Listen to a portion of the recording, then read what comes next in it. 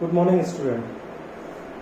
मुझे आशा ही नहीं पूरा विश्वास है कि लॉकडाउन में आप भी सेफ होंगे और अपनी फैमिली के लिए भी सेफ करके चल रहे होंगे। जैसा कि मैंने पिछले वीडियो में आप लोगों से पूछा था कि आपकी किसी भी टॉपिक पर अगर कोई भी समस्या है तो मैं और मेरी पूरी फैकल्टी आपके साथ है।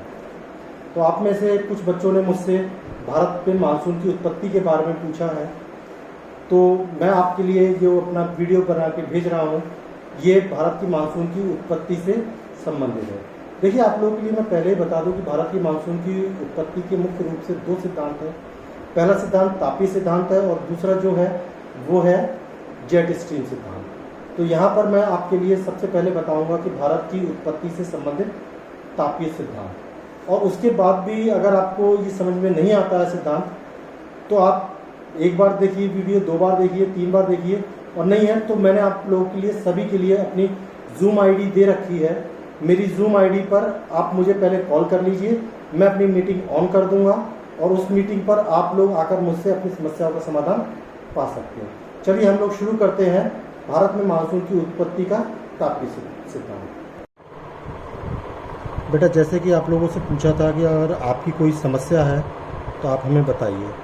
आप में से दो एक बच्चों ने मुझसे पूछा कि सर हमारे लिए भारत में जो मानसून आता है उसकी उत्पत्ति कैसे होती है वो बता दीजिए। तो उसके लिए सबसे पहले ज़रूरी है कि मैं आपके लिए भारत का नक्शा बनाऊं और उसके बाद मैं आपको बताऊं कि भारत में मानसून की उत्पत्ति किस तरह से होती है।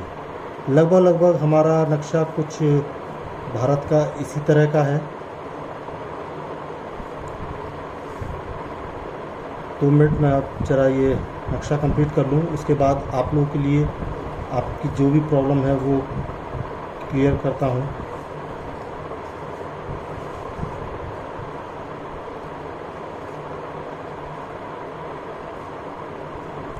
देखिए, कुछ हद तक आपका भारत है वो इस तरह का है। यहाँ पर हम आपके लिए बताएंगे कि भारत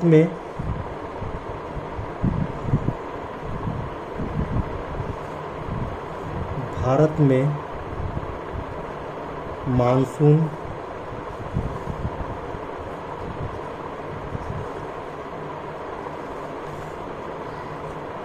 की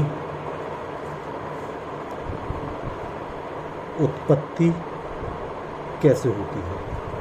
देखिए, मानसून की उत्पत्ति बताने से पहले मैं चाहता हूं कि कुछ और थोड़े से फैक्ट हैं जो आप लोगों के लिए मैं क्लियर कर दूं। जब तक वो चीज़ आप नहीं सीखेंगे तब तक आप भारत में मानसून कैसे आता है, बारिश कैसे होती है, वो आप नहीं समझ पाएंगे। तो इसके लिए ज़रूरी है कि कुछ चीज़ें मैं आपको बताऊं। आप लोगों ने घर में, अधिकतर बच्चों ने चाय तो बनाई होगी। जब आप चाय बनाते हैं तो देखते हैं जो पानी गर्म करते हैं वो पानी गर्म होने के बाद भाप बनता है और भाप बन के उड़ने लग जाता है। तो भाप क्यों बनता है? क्योंकि वो पानी हल्का हो जाता है और हल्का होकर वो ऊपर के लिए उठता है। तो यही चीज़ आपके भारत में मानसून की उत्पत्ति की तरह ही है। आइए हम लोग शुरू करते हैं। देखिए, भारत में जो मानसून की उत्पत्ति होती है उसके लिए जो सबसे पहली चीज़ है वो है आपका वायुदाब।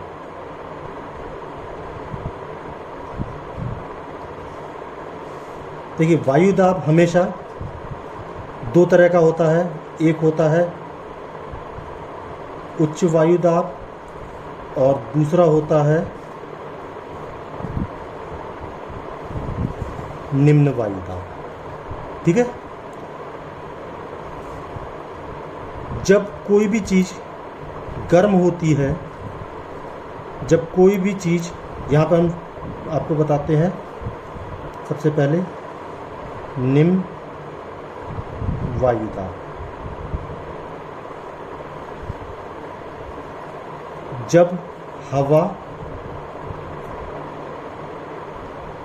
गर्म होगी तो कैसी होगी? हल्की होगी। और जब हल्की होगी तो कैसी होगी? आपकी ऊपर उठेगी। ठीक है। दूसरा होता है आपका उच्च वायुदाब। जब हवा ठंडी होगी तो कैसी होगी? भारी होगी। और जब भारी होगी तो कैसे क्या करेगी? नीचे बैठेगी।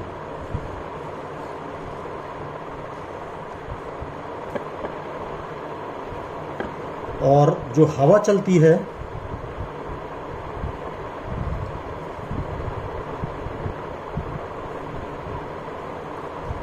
वो हमेशा उच्च वायुदाब से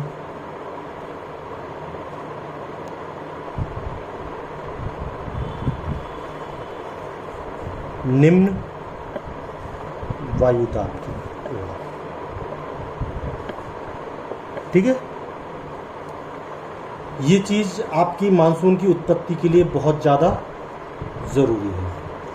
चलिए एक चीज़ और, ये हमारा भारत का नक्शा है। यहाँ पर आपकी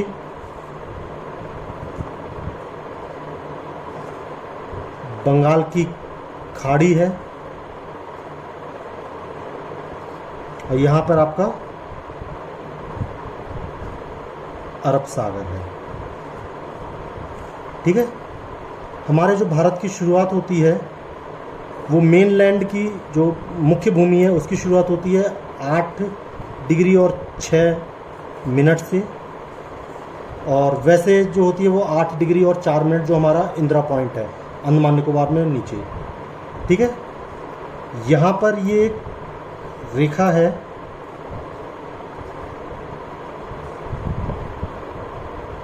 ये आपका 0 डिग्री अक्षांश है,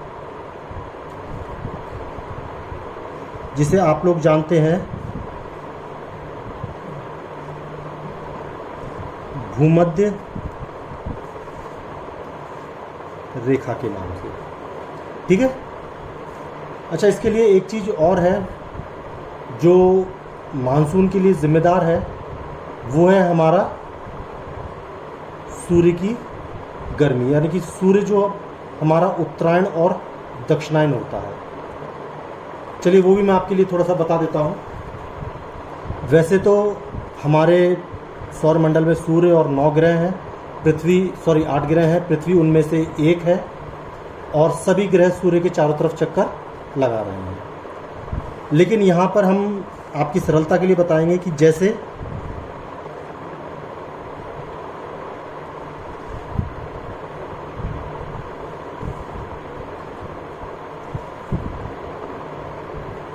ये आपकी पृथ्वी है, ये आपका 0 डिग्री अक्षांश है, यानी कि भूमध्य रेखा। ठीक है, यहाँ पर ये आपका 23.5 डिग्री उत्तरी अक्षांश है, और यहाँ पर ये आपका 23.5 डिग्री दक्षिणी अक्षांश है। ठीक है, ये कहलाती है आपकी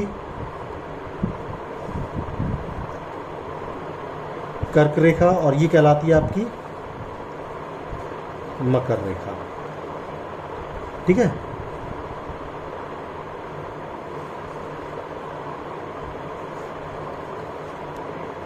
जो हमारा सूर्य है वो लंबवत चमकता है आपका, ये हमारा सूर्य है, वो चमकता है भूमध्य रेखा पर लंबवत साल भर, ये कहलाता है ITCZ। ठीक है, लेकिन क्योंकि हमारी पृथ्वी 23.5 डिग्री झुकी हुई है, इसलिए ये ITCZ ये उत्तर और दक्षिण के लिए खिसकता रहता है। जब सूर्य कर्क रेखा पर आता है तब सूर्य होता है उत्तरायण, और जब सूर्य मकर रेखा पर होता है तब होता है दक्षिणायन। तो ये कुछ चीज़ें हैं जो बहुत ज़्यादा ज़रूरी है। अच्छा एक बात, जो हमारी कर्क रेखा है वो हमारे भारत को लगभग बिल्कुल ही बीच से 2 भागों में काटती है। चलिए, मैं आपके लिए बता चुका हूँ कि जो आपका 0 डिग्री अक्षांश है, भूमध्य रेखा है, मार्च में यहाँ पर सूर्य बिल्कुल सीधा चमकता है। अप्रैल में आते आते सूर्य फिर उत्तरायण होना शुरू हो जाता है। अप्रैल, मई, जून, जुलाई, अगस्त, सितंबर तक सूर्य उत्तरायण होता है और सितंबर के बाद फिर सूर्य दोबारा से दक्षिणायन होना शुरू हो जाता है। अब देखिए, मानसून की जो उत्पत्ति होती है वो सबसे पहले मार्च के महीने से शुरू होती है। मार्च में आपका जो 0 डिग्री अक्षांश भूमध्य सागरीय क्षेत्र है, ये पूरा बहुत ज़्यादा गर्म होता है। यहाँ पर हवाएं ऊपर उठती हैं। उसके बाद ये हवाएं ऊपर उठती हैं तो उनके साथ जो समुद्र है उसकी नमी होती है, पानी साथ में होता है। उसके बाद अप्रैल आता है। अप्रैल में आपको लगभग हम बता दें कि हर एक महीने में जो हमारा सूर्य होता है वो लगभग 8 डिग्री उत्तर या दक्षिण के लिए खिसकता है। जब उत्तरायण होता है तो 8 डिग्री उत्तर जाता है, जब दक्षिणायन होता है तो 8 डिग्री दक्षिणायन जाता है। यहाँ पर मैं आपके लिए बता दूं कि जब सूर्य उत्तरायण होना शुरू होता है तब अप्रैल में आते आते अप्रैल और जब मई आता है तो वो ये पूरा क्षेत्र जो हमारा भारत का है वो गर्म कर देता है। लेकिन यहाँ पर 3 चीज़ें हैं। एक है आपका थार का मरुस्थल, तिब्बत का पठार और पामीर का पठार, जो हमारे कश्मीर से थोड़ा सा ऊपर है। ये तीनों चीज़ें बहुत ज़्यादा गर्म हो जाती हैं। आपको जैसे कि मैंने पहले बताया था कि जो सतह है वो आपकी ठोस है। ठोस जो होती है वो जल्दी गर्म होती है और जल्दी ही ठंडी होती है। दूसरी जो तरल है, जहाँ पर आपके सागर या पानी है, वो देर से गर्म होता है और देर से ही ठंडा होता है। तो जब सूर्य उत्तरायण होना शुरू होता है तो ये जो 3 भाग है गर्म हो जाते हैं। गर्म होने से इन तीनों क्षेत्रों में आपके जो वायुदाब होता है वो निम्न वायुदाब उत्पन्न हो जाता है।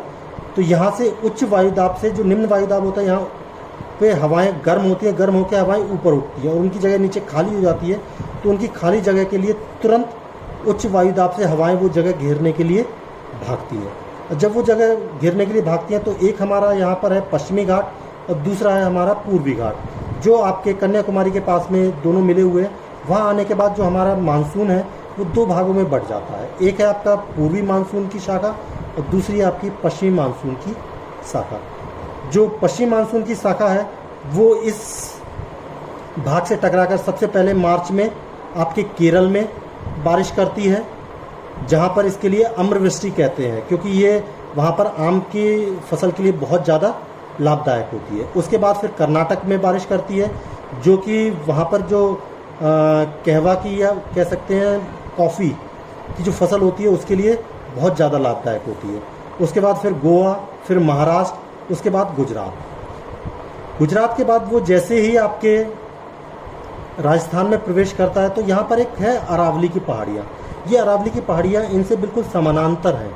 अगर ये अरावली की पहाड़ियाँ यहाँ पर इस पश्चिमी मानसून शाखा के समानांतर ना होकर इसके अवरुद्ध होती तो यहाँ पर हवाएं टकराकर ऊपर उठती, ऊपर उठकर ठंडी होती और फिर इस जगह पर भी बारिश करती। लेकिन यहाँ पर वो हवाएं इनसे न टकराकर सीधे आगे निकल जाती है।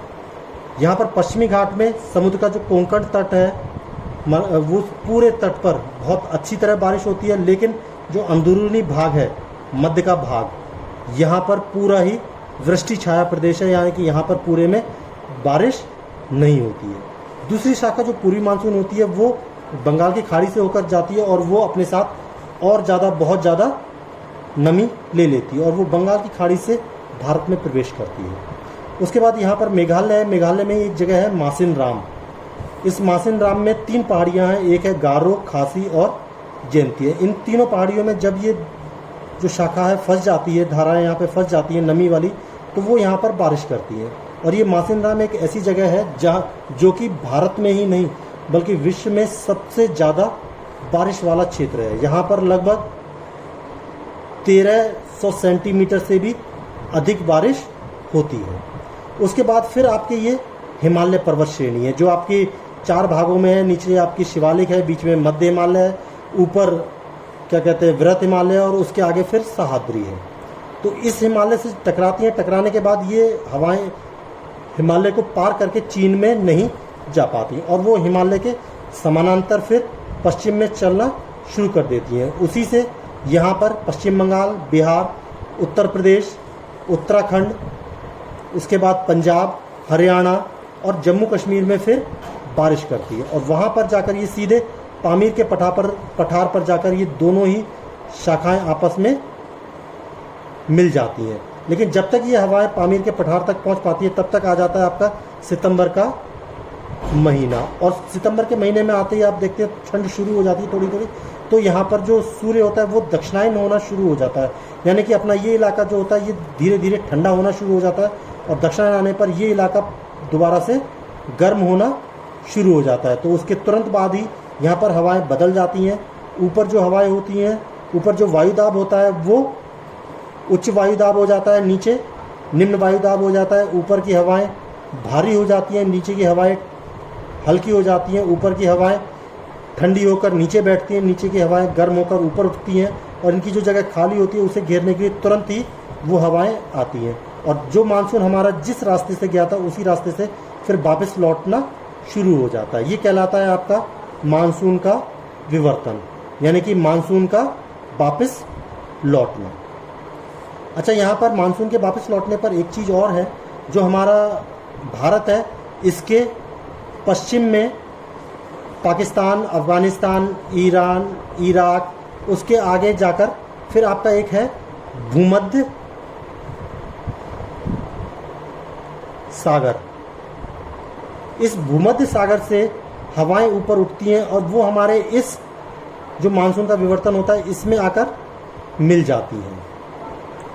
वो किस तरह से होता है, देखिए मैंने आपको शुरू में बताया था कि भारत में जो मानसून की उत्पत्ति है वो उसके दो सिद्धांत हैं। एक सिद्धांत है आपका तापीय वाला जो मैंने आपके लिए अभी बताया, और दूसरा जो सिद्धांत है वो है आपका जेट स्ट्रीम का, जो मैं आपके लिए अगले वीडियो में बताऊंगा। तो जो जेट स्ट्रीम है, उन जेट स्ट्रीम के संपर्क में आने पर जो लौटता हुआ मानसून है उसमें भूमध्य सागर की हवाएं यहाँ पर मिल जाती हैं और फिर वापस जैसे आती हैं वैसे ही लौटना शुरू कर देती हैं। आप देखते हैं कि नवंबर, दिसंबर, जनवरी के आसपास आपके यहाँ बारिश होती है और उसी से ठंड बढ़ जाती है। तो वो बारिश एक तो जो नमी थोड़ी बहुत हवा में होती है उससे होती है, और बाकी जो होता है वो आपकी भूमध्य सागर से जो हवाएं आती हैं, जो नमी लेके आती हैं, वो इसमें मिलती हैं और वो बारिश करती हैं। और उसके बाद लौटते हुए बंगाल की खाड़ी से भी ये नमी लेती हैं और यहाँ पर तमिलनाडु के क्षेत्र में ये बहुत ज़्यादा बारिश करती है। यही आपका भारत में मानसून की उत्पत्ति का तापीय सिद्धांत है। मैं अगले वीडियो में आप लोग के लिए बताऊंगा कि भारत में मानसून की उत्पत्ति का जो जेट स्ट्रीम सिद्धांत है वो किस तरह से कार्य करता है, वो आपके लिए बताऊंगा। Okay, thank you student. और आपके लिए अगर अभी भी समझ में नहीं आया हो तो वीडियो दोबारा देखिए, और नहीं हो तो फिर मुझे फ़ोन करिए। मेरे आप जूम आईडी जो मैंने आपके लिए दे रखी है उस पर जाकर आप मुझसे चैट करिए, मैं आपके लिए सिद्धांत दोबारा से पूरा ही समझाऊंगा। Okay, thank you student.